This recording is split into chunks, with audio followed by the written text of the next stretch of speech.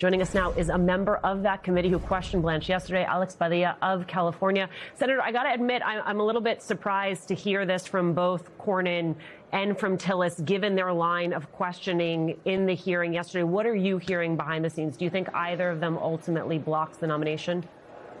Hi, Elisa. Thanks for having me back. Look, that remains to be seen. We know that both Senator Tillis and Senator Cornyn are not going to be back next year. So they have used the words publicly. They feel liberated to continue to vote their conscience, ask questions, and try to make decisions free from political repercussions. Let's hope their conscience leads them to oppose Todd Blanche here at the end of the day. A lot of issues you can point to. The one that most Americans need to pay attention, Todd Blanche was Donald Trump's personal lawyer. He is not qualified to be Attorney General of the United States because the Attorney General is of the people, not Trump personally, but that's how Todd Blanche continues to act. Senator, you pressed Blanche on the fund, especially the possibility of money going to January 6 rioters who attacked the Capitol and police officers. Senator Cornyn said today he believes Blanche's claim that it's a moot point is, quote, just not true. Do you agree with Senator Cornyn? I agree with Senator Cornyn that needs to be more formalized, legally formalized. But I also raised the question yesterday, what about other programs, other funding sources in the Department of Justice where the payouts can come from? We know that a lot of January 6th folks who were convicted and been pardoned by Donald Trump have applied and challenged the administration for payouts. They haven't made the decision to pay out or not pay out or the amounts. So the slush fund is one piece. But if there's other opportunities for payouts to happen, that needs to come to an end. That was my question to Todd Blanche yesterday, and he refused to say no. And think about that. January 6 rioters pardoned by Trump and now potentially getting payouts, and you have an attorney general who claims to be about law and order, refusing to hold the line. That's disrespectful. Well, I want to play a bit of your exchange with Blanche on the exact topic of integrity at the DOJ. Take a listen. So the Department of Justice should be independent or not? I think, as I said earlier, the Department of Justice is under the executive branch.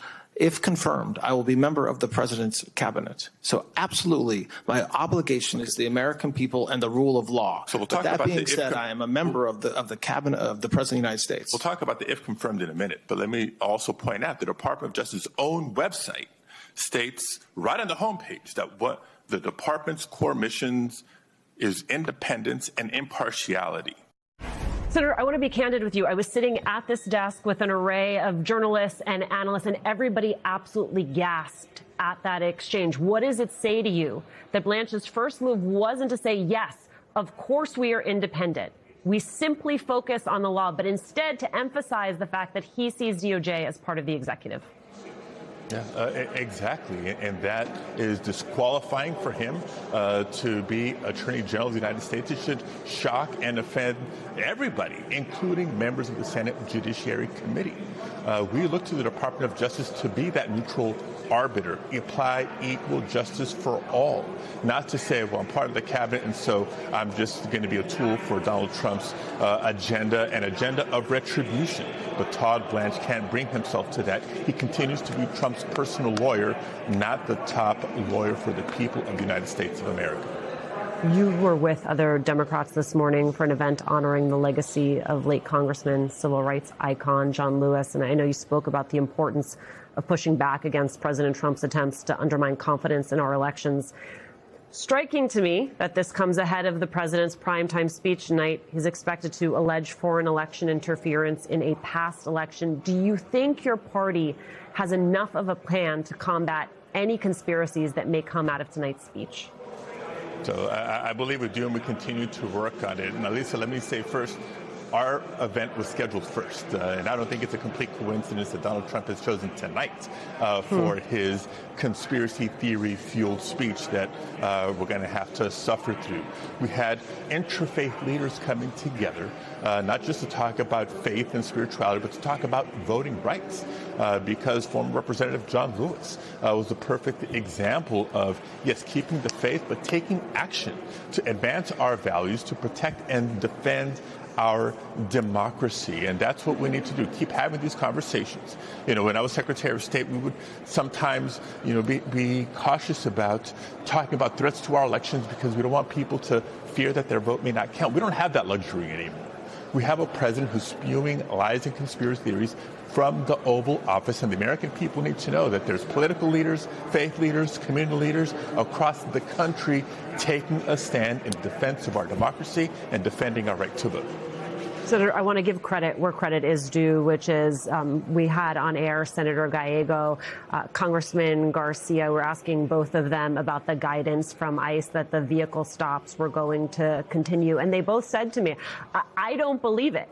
And sure enough, within 24 hours, the president of the United States turned around and undermined that policy. So what now, Senator? If ICE is going to continue a policy that has led to the death of multiple people, how do you keep our communities safe?